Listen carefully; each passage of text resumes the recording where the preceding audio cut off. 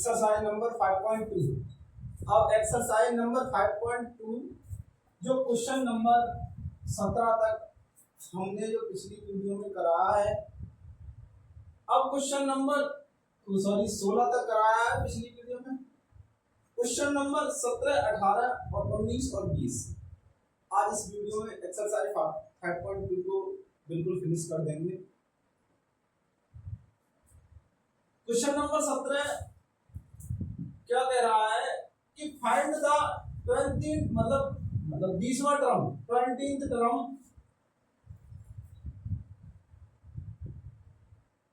ये मतलब क्वेश्चन कह रहा है find the 20th term from the last term of 83 8 13 253।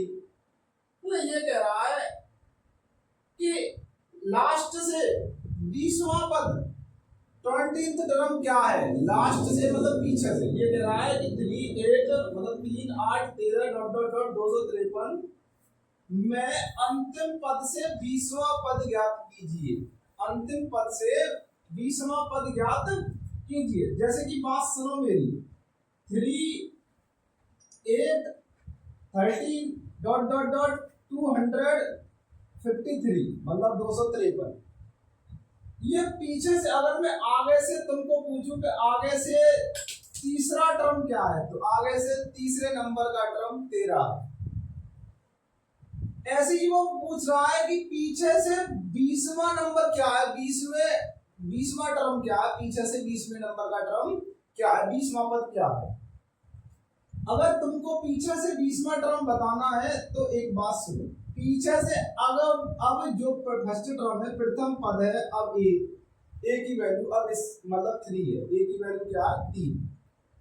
अगर मैं पीछे से सीरीज लिखूं 253 253, अच्छा इसमें डिफरेंस देखो पहले कितने का, 5 का भाई, 5 का है तो 3 5 8 8 5 13।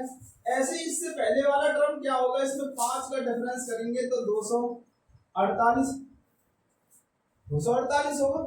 अब 248 जो होगा 253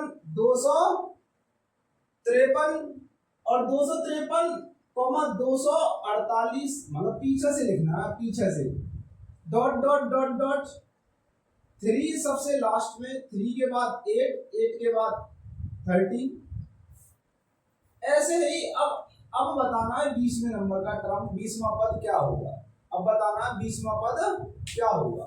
अब 20वां पद बताना है तो ए की जो वैल्यू है कितना है 253, ए की वैल्यू कितना है 253 और कॉमन डिफरेंस डी बराबर 248 माइनस के 253, 248 माइनस के 253, तो डी बराबर माइनस के 5, क्योंकि 200 की वैल्यू कितना है, एन की वैल्यू 20 है भाई। 20वां टर्म बताना है, 20th टर्म।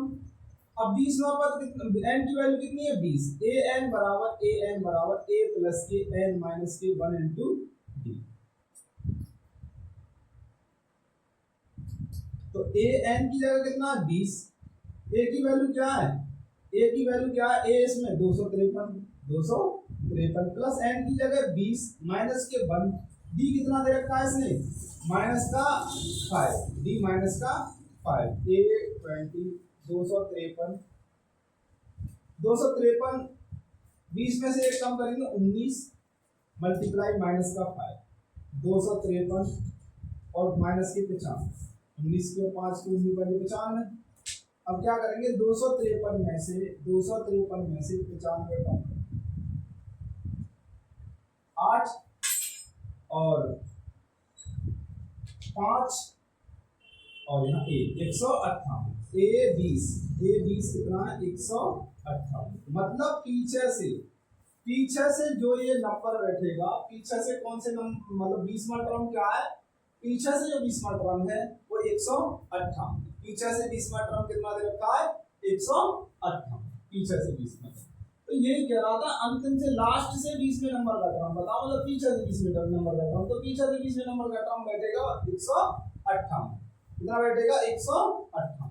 अच्छा अगर आप ऐसे नहीं करना चाहते हैं इस क्वेश्चन को, तो ऐसे कर लीजिए, फॉर्मूला होता है जब लास्ट से कोई भी नंबर पूछे, लास्ट से कोई भी नंबर पूछे तो एक फॉर्मूला होता है। तो वो फॉर्मूला क्या है? वो फॉर्मूला होता है लास्ट से कोई नंबर पूछे,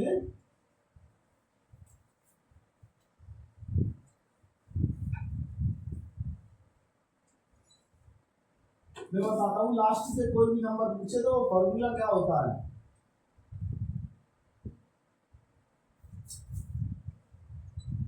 वो फॉर्मूला होता है L माइनस के N माइनस के 1 इंटू डी। लास्ट से पूछे, जैसे 20वां पद, 20वां पद, अंत से 20वां पद,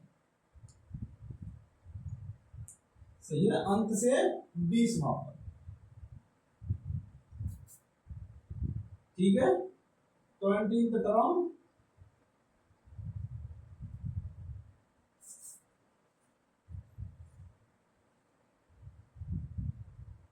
चलो लास्ट टर्म, अंत से 20वां पद पूछे तो कैसे? फॉर्मूला यही फॉर्मूला है।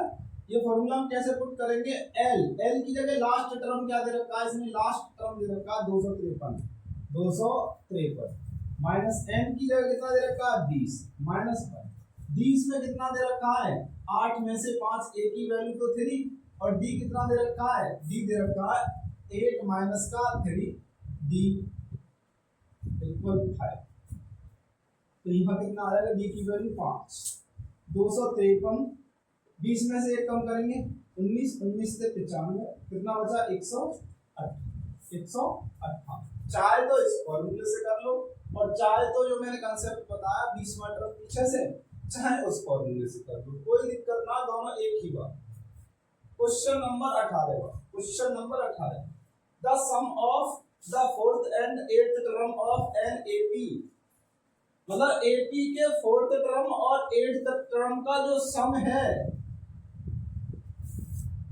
An AP is 24 and the sum of, मतलब एपी के 4th टर्म और 8th टर्म का जो सम है वो 24 है। यही कह रहा है किसी एपी के चौथे और 8वें पद का योग कितना दे रखा है? 24। तो एपी के एक तो कितना 4th टर्म A4 कितना A4, और 8th टर्म की बात कर रहा है तो A8 कितना दे रखा है? 24 24, कितना दे रखा है? 24 24 दे रखा है। अब 24 दे रखा है, फिर ये क्या कह रहा है कि अब A4 का मतलब क्या होता है? A4 ऊपर से साफ कर दूं,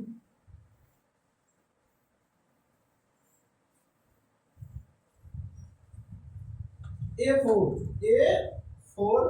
plus A8 equal 24, A4 A plus के 3D, A8 A प्लस के 7D equal 24, A8 2A 7D और 3D 10D बराबर 24, इक्वेशन नंबर फर्स्ट। या फिर और कर दो, 2 का भाग जा रहा है please, divided by 2, A plus के 5D बराबर 12, equation number first, equation number first. अब क्या कह रहा है वो? कि वो कह रहा है A मतलब A6, इसने कहा है and the sum of the 6, मतलब 6th टर्म और 10th टर्म का जो सम है वो कितना दे रखा? 44, मतलब 6वें और 10वें पद का योग A6 प्लस के A10 बराबर कितना दे रखा है उसने? 44, ठीक है ना। अब A6 A प्लस के 5D, A10 A प्लस के 9D बराबर 44, A8 2A प्लस के 9 और 5 कितना? 14D बराबर 44, डिवाइडेड बाई 2, A प्लस के 7D, इक्वेशन नंबर सेकंड। अब equation number first minus equation number second. Equation first कितना दे रखा है? A प्लस के 5D बराबर 12, A प्लस के 7D बराबर 22, सब्ट्रैक्ट कर दो, खत्म। 7 में से 5 कम करेंगे, माइनस का 2D 22 में से 12 कम करेंगे तो माइनस का 10, माइनस से माइनस 2 से डिवाइड कितनी बार, डी बराबर 5, डी की वैल्यू कितनी आ गई 5, डी की वैल्यू कितनी आ गई 5। अब इसको put in equation number first वाली क्या है, a प्लस के 5 इंटू डी की जगह 5 बराबर 12, a प्लस के 25 बराबर 12, 5 की 25, a प्लस a बराबर 12 माइनस के 25, a बराबर 13 माइनस a की वैल्यू कितनी आ गई 13। पूछ क्या रहा है हमको, वो पूछ रहा है कि ये बताओ कि find the first 3 term of AP, AP के 3 टर्म बताओ, एपी के 3 टर्म बताओ। तो देखो एपी के 3 टर्म में फर्स्ट टर्म तुमको पता है कि 13 भाई, a फिर a प्लस डी फिर a प्लस 2d, यही तो बताना है। वैल्यू रख दो a की और d की, या फिर ऐसे ना करो तो a की जगह 13 है, 13 में फिर ऐड कर दो क्या, इसका कॉमन डिफरेंस 5, तो 5 ऐड करेंगे तो 8 माइनस का 8, और फिर 5 ऐड करेंगे माइनस का 3, तो ये जो 3 फर्स्ट टर्म निकल गया, ये 3 पद निकल गया है एपी के माइनस के 13, माइनस के 8 और माइनस के 3। आगे वाला क्वेश्चन क्या है, क्वेश्चन नंबर 19वां, क्वेश्चन नंबर